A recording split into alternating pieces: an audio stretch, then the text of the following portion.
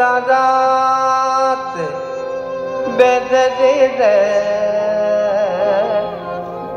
দোতারারে সুর একই দেখে রাম আর কৃষ্ণ সমুদ্র একই দেখে রাম আর কৃষ্ণ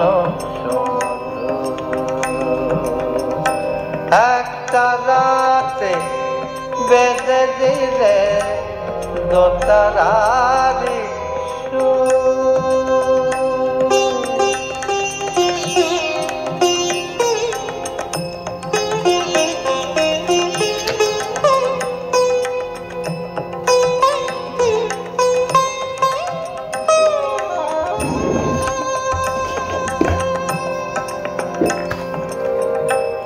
সরজ নদীতে নেমে দেখো শীতল হয়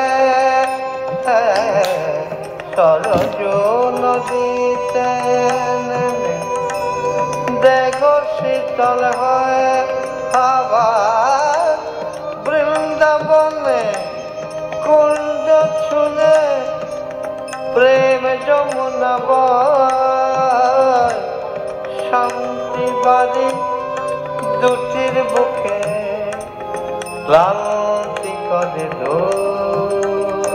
শান্তি বাড়ি দুটির বুকে ক্লান্তি করে এক দেখে না আর কৃষ্ণ এক দেখে না কৃষ্ণ।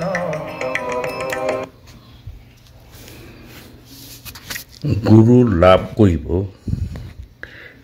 এই কামনা করিয়া যিনি বেদ পুরাণাদি পাঠ করেন তিনি যে কেবল বেদের তত্ত্ববিদ হন তাহা নয়, স্বয়ং সাক্ষাৎ লোকগুরু হন। সামনেই আমাদের গুরু পূর্ণিমা। আমরা আগামী 21শে জুলাই রবিবার শ্রীরামকৃষ্ণ আশ্রম দুর্গা মণ্ডপে আতপ তণ্ডল দিয়ে অর্থাৎ আতপ চাল দিয়ে ঠাকুরের 108টি মন্ত্র করে আমরা ঠাকুরের নামে সংকল্প করে আহুতি দিব।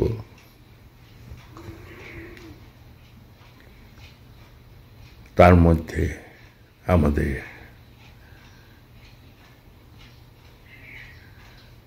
ওই দিন মন প্রাণ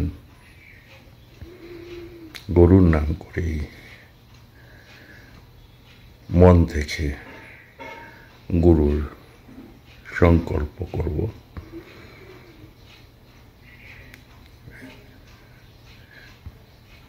এর জন্য কিভাবে মনকে শুচি করতে হয় শাস্ত্রের মাধ্যমে, কিভাবে আহুতি দিতে হয়, সেই সব আমাদের মহারাজরা সব কিছু বলবেন সম্মুখে।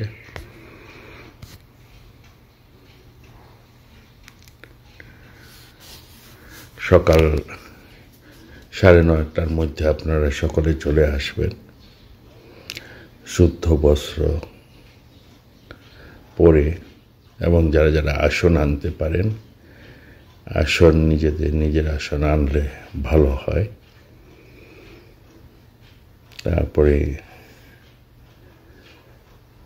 পূজা সম্পর্কে, মানস পূজা সম্বন্ধে কিছু তথ্য আলোচনা করবেন স্বামী হৃদকমানন্দজি মহারাজ, সম্পাদক রামকৃষ্ণ মিশন শিলং। গুরু সম্বন্ধে, গুরু পূজা কি ইত্যাদি এসব সম্বন্ধে আলোচনা করবেন স্বামী শান্তি ঘনানন্দজি, আপনাদের সকলের প্রিয় কাজল মহারাজ। এবং গুরু সংকল্প করে মন্ত্র উচ্চারণ করবেন স্বামী বেদেশানন্দজি অর্থাৎ চেতন মহারাজ। এছাড়া অন্যান্য মহারাজরাও থাকবেন। আমাদের ওই দিনকার মনে প্রাণে কিভাবে গুরুর সেবা করতে হয় আপনারা সকলেই জানেন যে ঠাকুর স্বামীজিকে বেশি ভালোবাসতেন, আর স্বামীজিও উপযুক্ত গুরু হিসাবে যাচাই করে ঠাকুরকে নিয়েছেন। এবং সেই সময়ে যখন ঠাকুর অসুস্থ ছিলেন তখনও তিনি ভাবছেন, যদি এখনো তখন পর্যন্ত তার সন্দেহ ছিল, যদি এই অবস্থায় তিনি তার সন্দেহ দূর করেন তাহলে তিনি বুঝতে পারবেন যে উপযুক্ত গুরু তিনি পেয়েছেন। তখন ঠাকুর তার মনের কথা বুঝতে পেরে বললেন, এখনো তোর অবিশ্বাস? যেই রাম সেই কৃষ্ণ, একই সাথে একই দেহে রাম কৃষ্ণ। শুধু তাই নয়, ঠাকুরের পুজ মাখা রক্ত গল গল করে বেরোচ্ছে, সকলে বসে আছেন। স্বামীজি ঠাকুরের সেই ভূমিটুকু নিজে খেয়ে ফেললেন। এই হলো গুরু ভক্তি। তাই শাস্ত্রে বলে, যিনি গুরুর পদ সেবা করেন তিনি সর্বপ্রকার পাপ হইতে বিমুক্ত হইয়া অচিরেই পবিত্র আত্মা শুদ্ধ চিত্ত হন। তিনি সকল তীর্থ স্নানের সুফল প্রাপ্ত হন, ইয়া নিশ্চিত। হে দেবী, গুরুর পাদপৃষ্ঠ জল জীবের সকল দুঃখের মূলভূত অজ্ঞানকে ধ্বংস করে, জন্ম ও কর্মকে নিবারণ করে এবং তাহাকে এই ভীষণ সংসার সাগর হইতে সম্যকভাবে ত্রাণ করে। অতএব জ্ঞান ও বৈরাগ্য লাভ করবার জন্য গুরুর পাদোদক অবশ্যই পান করিবে। গুরুর পাদোদক পান করা উচিত। গুরুর উচ্ছিষ্ট ভজন করিবে, সর্বদা গুরুমূর্তির ধ্যান এবং সদাই গুরুস্তোত্র জপ করিবে। গুরুর নিবাস, তিনি যেখানে বাস করেন সেই স্থান কাশীক্ষেত্র, তাহার পাদোদক গঙ্গাবাড়ি তুল্য। গুরু সাক্ষাৎ বিশ্বেশ্বর, তারক ব্রহ্ম। তিনি জীবকে উদ্ধার করেন, তিনি তীর্থরাজ প্রয়াগ। অতএব এত দৃশ্য মহিমা মুক্ত গুরুমূর্তিকে বারংবার প্রণাম। গুরুর মূর্তি সদা স্মরণ করিবে, গুরুর নাম সর্বদা জপ করিবে, গুরুর আজ্ঞা সর্বপ্রকার ও অতি যত্ন সহকারে পালন করিবে এবং গুরু ব্যতীত অন্য কাহারও চিন্তা করিবে না। গুরু মুখে ব্রহ্ম বিরাজ করেন, তাহার কৃপাতেই সেই ব্রহ্মলব্ধ হন। অতএব নিজের আশ্রম ও বর্ণাচিত কর্ম, নিজের পুষ্টিবাহিনী, ইহলৌকিক ও পরলৌকিক অভ্যুদয় সাধিকা, কীর্তি এবং অন্যান্য সমস্ত বিষয় পরিত্যাগপূর্বক গুরু ভিন্ন কাহকেও চিন্তা করিবে না। ব্রহ্মবিদ্যা গুরুর মুখে অবস্থান করেন এবং গুরু ভক্তি দ্বারাই লব্ধ হন। সেই হেতু পরম যত্ন সহকারে সে গুরুর আরাধনা করিবে। অর্থাৎ আমরা শাস্ত্রের থেকে এই কথাগুলো পাই। ঠাকুর বলছেন যে গুরু সবাই হতে পারে না। গুরু বাক্যে বিশ্বাস, তার বাক্য ধরে ধরে গেলে ভগবানকে লাভ করা যায়। যেমন সুতায় ঘি ধরে ধরে গেলে বস্তু লাভ হয়। গুরু বাক্য বিশ্বাস করা উচিত। গুরুর চরিত্রের দিকে দেখবার দরকার নেই। ঠাকুর বলছেন বারবার, যদ্যপি আমার গুরু সুরি বাড়ি যায়, তথাপি আমার গুরু নিত্যানন্দ রায়।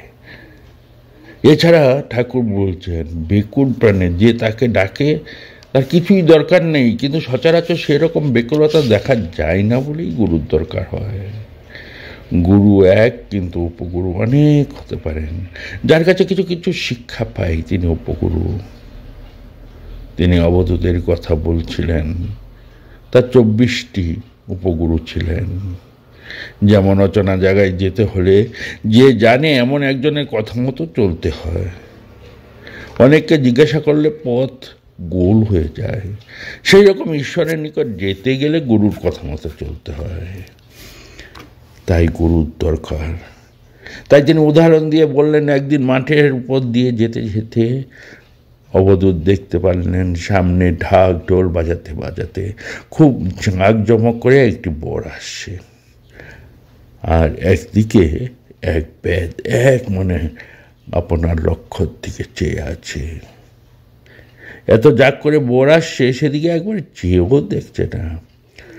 অবধূত সেই বেদকে নমস্কার করে বললেন, তুমি আমার গুরু। যখন আমি ভগবানের ধ্যানে বসবো তখন যেন তার প্রতি ওইরূপ লক্ষ্য থাকে। তাই তিনি আবার বলছেন, গুরু ভক্তি কেমন জানো? গুরু যা বলবেন তা তখনই দেখতে পাবে। সে ভক্তি ছিল অর্জুনের। একদিন শ্রীকৃষ্ণ অর্জুনের সঙ্গে রথে চড়ে বেড়াতে বেড়াতে আকাশের দিকে চেয়ে বললেন, দেখো সখা, কেমন এক ঝাঁক পায়রা উঠছে। অর্জুন অমনি দেখে বললেন, সখা, অতি সুন্দর পায়রা। পরক্ষণে শ্রীকৃষ্ণ আবার দেখে বললেন, না সখা, ও তো পায়রা নয়।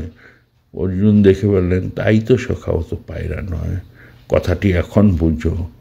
অর্জুন মহা সত্যনিষ্ঠ, তিনি তো আর গুরুর খোসামত করে ওই রূপ বলেন না, কিন্তু কৃষ্ণের কথায় তার এত বিশ্বাস ভক্তি যে যেমন যেমন শ্রীকৃষ্ণ বললেন অর্জুনও ঠিক ঠিক তা দেখতে পেলেন। তাই বলছেন ঠাকুর, গুরু মিলে লাখ লাখ, চেহারা মিলে এক। উপদেশটা অনেক পাওয়া যায়, কিন্তু উপদেশ মতো কার্যকরী এরূপ লোক অতি অল্প মিলে। আবার তিনি বলছেন, আচার্য 3 প্রকার। ধর্ম উপদেশ দিয়ে শিষ্যের আর কোনো খবর লয় না, সে আচার্য অধম। যিনি শাস্ত্রের মঙ্গলের জন্য তাদের বারবার বোঝান, শিষ্যের মঙ্গলের জন্য তাদের বারবার বোঝান, যাতে তারা উপদেশগুলো ধারণ করতে পারে। অনেক অনুনয় বিনয় করেন, ভালোবাসা দেখান। তিনি মধ্যম আচার্য। আর যখন শিষ্যরা কোনো মতো শুনছে না দেখে আচার্য জোর পর্যন্ত করেন, তাকে বলে উত্তম আচার্য। তাই তিনি বলছেন, সদ্গুরুর কাছে উপদেশ লইতে হয়। সদ্গুরুর লক্ষণ আছে। যে কাশী গিয়েছে আর দেখেছে তার কাছেই কাশীর কথা শুনতে হয়। শুধু পণ্ডিত হলে হয় না। যারা সংসার অনিত্য বলে বোধ হয়নি, সে পণ্ডিতের কাছে উপদেশ নেওয়া উচিত নয়। পণ্ডিতের বিবেক বৈরাগ্য থাকলে তবে উপদেশ দিতে পারে। সংসারীদের লোক শিক্ষা দেওয়ার অধিকার নেই। ত্যাগী না হলে লোক শিক্ষার অধিকারী হয় না। গৃহস্থ হলে কজন তার কথা শুনবে? সংসারী লোকের অবসর কই? তিনি বললেন, একজন ভাগবতের পণ্ডিত চেয়েছিল। তার বন্ধু বললেন, একটি উত্তম ভাগবতের পণ্ডিত আছে, কিন্তু তার একটু গোল আছে। তার নিজের অনেক চাষবাস দেখতে হয়, 4খানা লঙ্গল, হাতটা হেলে গরু, সর্বদা তদারক করতে হয়, অবসর নেয়। যার পণ্ডিতের দরকার সে বলল, আমার এরূপ ভাগবত পণ্ডিতের দরকার নেই। যার অবসর নাই, লাঙ্গল হেলগরুওয়ালা ভাগবত পণ্ডিত আমি খুঁজছি না। আমি এমন পণ্ডিত চাই যে আমাকে ভাগবত শোনাতে পারে। আচার্যের কাজ বড় কঠিন। ঈশ্বরের সাক্ষাৎ আদেশ ব্যতিরেকে লোক ও শিক্ষা দেওয়া যায় না। যদি আদেশ না পেয়ে উপদেশ দাও, লোক শুনবে না, আর সেই উপদেশেরও কোনো শক্তিও নেই। গুরু কর্তা আর বাবা, এই কথাতে আমার গায়ের কাঁটা বাঁধে। তাই তিনি বলছেন, সচ্চিদানন্দই গুরু। তিনি শিক্ষা দিবেন। সকলেই গুরু হতে চায়, কিন্তু শিষ্য হতে কেউ চায় না। তাই তিনি বারবার বলেন, ত্যাগী না হলে লোক শিক্ষা হয় না। প্রকৃতি প্রচার কীরকম জানো? লোককে না বুঝিয়ে আপনি বুঝলে যথেষ্ট প্রচার হয়। যারা শিষ্য করে বেড়ায় তারা হালকা থাকে লোক, গুড়ি গুড়ি করা ভালো নয়। ঈশ্বরের আদেশ না পেলে আচার্য হওয়া যায় না। যে নিজে বলে আমি গুরু, সে হীনবুদ্ধি। মন্ত্র দিলে শিষ্যের পাপ তাপ নিতে হয়, সাধন করে নিজের শক্তি বাড়াতে হয়, তা না হলে প্রচার হয় না। আপনি শুতে স্থান পায় না, শঙ্করাকে ডাকে। এক রাজা ভাগবত শুনত। পণ্ডিত পড়া শেষ হলে রাজাকে বলতো, রাজা বুঝেছ? রাজাও রোজ বলে, আগে তুমি বুঝো। পণ্ডিত বাড়ি গিয়ে রোজ ভাবে, রাজা এমন কথা বলে কেন যে তুমি আগে বুঝো। লোকটা সাধন ভোজন করতো, ক্রমে চৈতন্য হলো। তখন দেখলো যে হরি পাদপদ্মেই সার, আর সব মিথ্যা। সংসারে বিরক্ত হয়ে বেরিয়ে গেল। কেবল একজনকে পাঠালে রাজাকে বলতে, রাজা এইবার বুঝেছি। তাই ঠাকুর বারবার বলছেন তাকে হৃদয় মন্দিরে আগে প্রতিষ্ঠা করো। বক্তৃতা লেকচার, তারপরে ইচ্ছা হয়তো করো। শুধু ব্রহ্ম করলে কি হবে যদি বিবেক বৈরাগ্য না থাকে? ও তো ফাঁকা শঙ্খধ্বনি। আগে মাধব প্রতিষ্ঠা, তারপরে ইচ্ছা হয় বক্তৃতা লেকচার দিও। আগে ডুব দাও, ডুব দিয়ে রত্ন তোলো, তারপরে অন্য কাজ। কেউ ডুব দিতে চায় না। সাধন নেই, ভজন নেই, বিবেক বৈরাগ্য নেই। ওই দু চারটি কথা শিখেই অমনি লেকচার।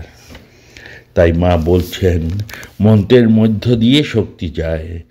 গুরুর শক্তি শিষ্যে যায়, শিষ্যের গুরুতে আসে। শিষ্য পাপ করলে গুরুরও লাগে। ভালো শিষ্য হলে গুরুরও উপকার হয়। মন্ত্রের দ্বারা দেহ শুদ্ধি হয়।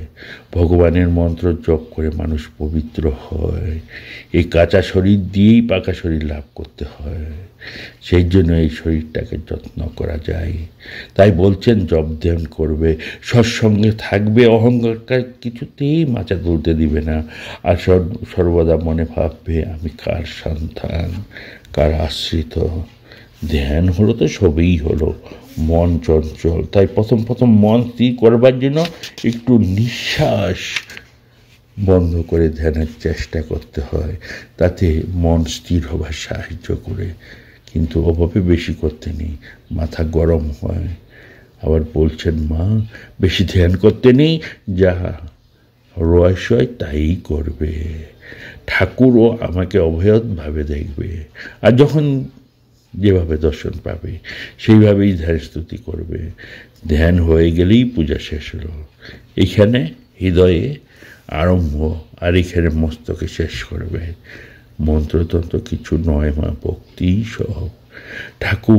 ঠাকুরের মাঝি গুরু, ইষ্ট সব পাবে উনি সব। বাবা প্রথমে মনের কথা শুনবে, প্রথমে মনেই গুরু। উচিত কথা গুরুকেও বলা যায়, তাতে পাপ হয় না। তবে গুরু ভক্তি থাকা চাই। গুরু যেমনই হোক তার প্রতি ভক্তিতেই মুক্তি। তোমরা কি মনে করো যদি ঠাকুর এই শরীরটা না রাখেন তাহলে যাদের ভার নিয়েছি তাদের একজনও বাকি থাকতে আমার ছুটি আছে? তাদের সঙ্গে থাকতে হবে, তাদের ভালো মন্দের ভার যে নিতে হয়েছে। মন্ত্র দেওয়া কি চারটিখানি কথা? ঠাকুর নানাভাবে নানাজনকে খেলাচ্ছেন, টাল সামলাতে হয় আমাকে। স্বামীজিও বারবার বললেন আমাদের ভিতরেই সমুদয় জ্ঞান রহিয়াছে বটে, কিন্তু অপর এক জ্ঞানের দ্বারা উহাকে জাগরিত করিতে হইবে। জানিবার শক্তি আমাদের ভিতরেই আছে বটে, কিন্তু উহাকে জাগাইতে হইবে। প্রাণহীন জড়ের প্রভাবে কখনো জ্ঞানের স্ফুরণ হইতে পারে না। কেবল জ্ঞানের শক্তিতেই জ্ঞানের বিকাশ হইয়া থাকে। আমাদের ভিতর যে জ্ঞান আছে তাহার উন্মেষের জন্য জ্ঞানী ব্যক্তির নিকট সর্বদাই আমাদের থাকা প্রয়োজন। সুতরাং গুরুগণের প্রয়োজন সর্বদাই ছিল। তাহাদের সহায়তা ব্যতীত কোনো জ্ঞানই সম্ভব নয়। গুরু পূজা সাধনের প্রাথমিক কর্তব্য বলিয়াই বেদে উক্ত হইয়াছে। অধিকাংশ শুধু মানুষের মধ্য দিয়েই ভগবানকে জানা সম্ভব। যেমন আলোক স্পন্দন সর্বত্র, এমনকি অন্ধকার কোণেও বিদ্যমান, কেবলমাত্র প্রদীপের মধ্যে উহা লোকচক্ষুর গোচর হইয়া থাকে। সেই রূপ ভগবান যদি সর্বত্র বিরাচিত, তথাপি তাহাকে আমরা কেবল এক বিরাট মানুষ রূপেই কল্পনা করিতে পারি। করুণাময়, রক্ষক, সহায়ক প্রভৃতি ভগবৎ সঙ্গীয় ভাব হল মানবীয় ভাব। মানুষের স্বীয় দৃষ্টিভঙ্গি দিয়াই ভগবানকে দেখো বলিয়াই এই সকল ভাব উদ্ভেদ হইয়াছে। কোনো মনুষ্য বিশেষকে আশ্রয় করিয়া ওই সকল গুণের বিকাশ হইতে বাধ্য। তাকে গুরুই বলুন, ঈশ্বর প্রেরিত পুরুষেই বলুন, আর অবতারেই বলুন। গুরু বলিতে ভারতে আমরা কি বুঝি, এটা সর্বদা স্মরণ রাখিতে হইবে। গুরু বলিতে শুধু গ্রন্থকে বুঝায় না, তিনিই গুরু, যিনি প্রত্যক্ষ উপলব্ধি করিয়াছেন, যিনি সত্যকে পাইয়াছেন, অপর কাহার নিকট শুনিয়া নহে। গুরু একটা স্বতন্ত্র প্রভাব, শক্তির সঞ্চারক ও গ্রহিতাদের মধ্যে যে সম্বন্ধ, এ হলো তাই। এখানে তাহা আত্মিক শক্তি ও জ্ঞান। গুরু বিনা জ্ঞান নেই। শিষ্য পরম্পরায় ওই জ্ঞান গুরুমুখ হইতে না আসিলে, গুরুর কৃপা না হইলে আর উপায় নেই। আমরা হিন্দুরা বিশ্বাস করি পুস্তকে তত্ত্ববিশেষের ভালোবাসা বর্ণনা মাত্র। সকল শিল্পের, সকল বিদ্যার, সর্বোপরি ধর্মের জীবন্ত রহস্যসমূহ গুরু হইতে শিষ্যে সঞ্চারিত হওয়া চাই। শিক্ষা প্রদান বলিতে কেবল কথা বলা বুঝায় না, উহা কেবল এই মতামত বুঝায় না। শিক্ষা প্রদান বলিতে বুঝায় ভাব ও সঞ্চার। যে ব্যক্তির আত্মা হইতে অপর আত্মার শক্তি সঞ্চারিত হয় তাকেই গুরু বলে, এবং যে ব্যক্তির আত্মার শক্তি সঞ্চারিত হয় তাকে শিষ্যই বলে। আমরা দেখেছিলাম ঠাকুর সর্বস্ব শক্তি নারায়ণকে দিয়ে বললেন, আমি ফকির হলাম। তবে শিষ্যের এই গুণগুলো আবশ্যক: পবিত্রতা, প্রকৃতি জ্ঞান পিপাসা ও অধ্যবসায়। শুধু ধর্মকথা শুনিলে ও ধর্মপুস্তক পড়িলেই যথেষ্টভাবে প্রমাণিত হয় না যে হৃদয়ে পিপাসা প্রবল হইয়াছে। যতদিন না প্রাণে ব্যাকুলতা জাগরিত হয়, আমরা পাশব প্রকৃতির উপর জয়লাভ করিতে না পারি, ততদিন সর্বদা অভ্যাস আমাদের পাশব প্রকৃতির সহিত নিরন্তর সংগ্রাম আবশ্যক। গুরু সম্বন্ধে এইটুকু দেখিতে হইবে, তিনি যিনি শাস্ত্রের মর্মজ্ঞ হন। শাস্ত্রের মর্ম যিনি জানেন, তিনি যথার্থ ধর্ম আচার্য। শাস্ত্রের শব্দজাল যেন এক মহারণ্য, মানুষ নিজেকে উহার ভিতর হারাইয়া ফেলে, পথ খুঁজিয়া পায় না। শব্দ যোজনা, সুন্দর ভাষায় বক্তৃতা ও শাস্ত্র ধর্ম ব্যাখ্যা করিবার বিভিন্ন উপায়। দ্বিতীয়ত, গুরুর নিষ্পাপ হওয়া আবশ্যক। অনেক সময় লোকে বলিয়া থাকে, গুরুর চরিত্র, গুরু কি করেন না করেন দেখিবার প্রয়োজন কি, তিনি যা বলেন তাহার বিচারই করিতে হইবে। তৃতীয়ত, দেখা আবশ্যক গুরুর উদ্দেশ্য কি। গুরু যেন অর্থ, নাম, যশ বা কোনো স্বার্থসিদ্ধির জন্য ধর্ম শিক্ষাদানে প্রবৃত্ত না হন। যিনি বিদ্যান, নিষ্পাপ, কামগন্ধহীন, যিনি শ্রেষ্ঠ ব্রহ্মবিদ, তিনি প্রকৃতি গুরু। পিতা মাতা হইতে আমরা দেহ পাইয়াছি, কিন্তু গুরু আমাদিগকে মুক্তির পথ প্রদর্শক করেন। আমরা তাহার সন্তান, তাহার মানুষপুত্র। গুরুই ধর্ম শিক্ষার্থী চক্ষু খুলিয়া দেন। সুতরাং কোনো ব্যক্তির সহিত তাহার বংশধরের যে সম্বন্ধ, গুরুর সহিত শিষ্যেরও সেই সম্বন্ধ। গুরুর প্রতি বিশ্বাস,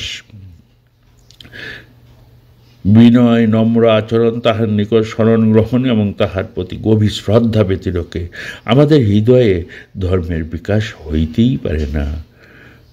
গুরু হচ্ছেন সেই আধার, যার মধ্য দিয়ে আধ্যাত্মিক শক্তি তোমার কাছে পৌঁছয়। গুরু তার পূর্বাচার্যদের কাছ থেকে যে মন্ত্র বা ভাব শক্তিময় শব্দ পেয়েছেন, তাই শিষ্য সংক্রামিত করেন।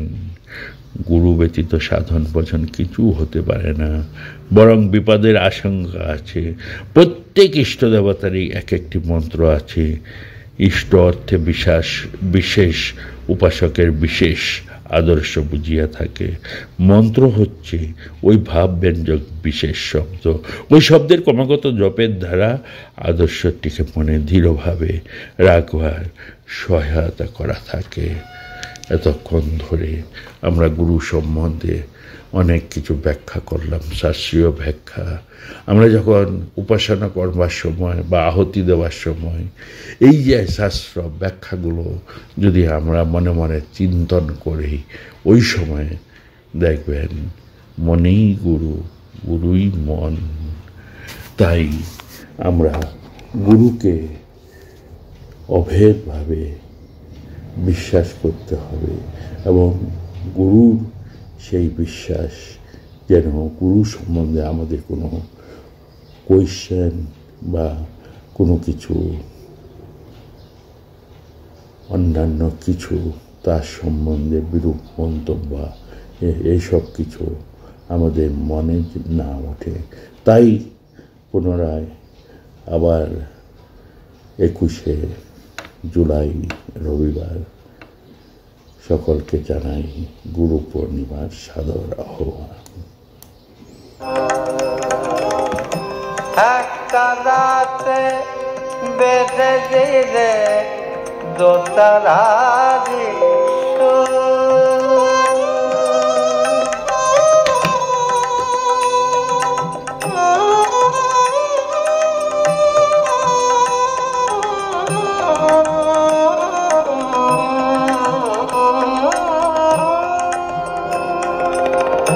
জীবে শিবে এক করে গোচারে বিধে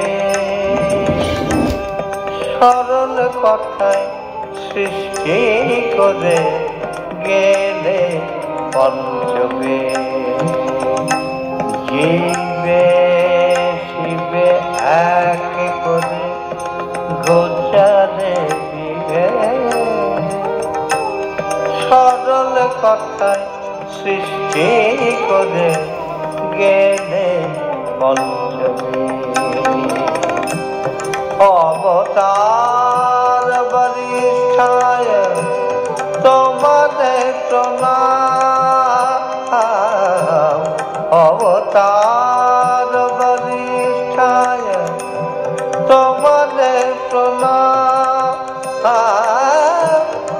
একাধারে কৃষ্ণ তুমি, একাধারে রাম। সরল কথা শুনে লোকে ভ্রান্তি হলো, এক দেখে নাম আর কৃষ্ণ এক দেখে নাম আর কৃষ্ণ একটা রাতে বেঁধে দিলে দোতারারি সুর, একই দেখে নাম তার কৃষ্ণ একটা রাতে বেঁধে দিলে দোতারারি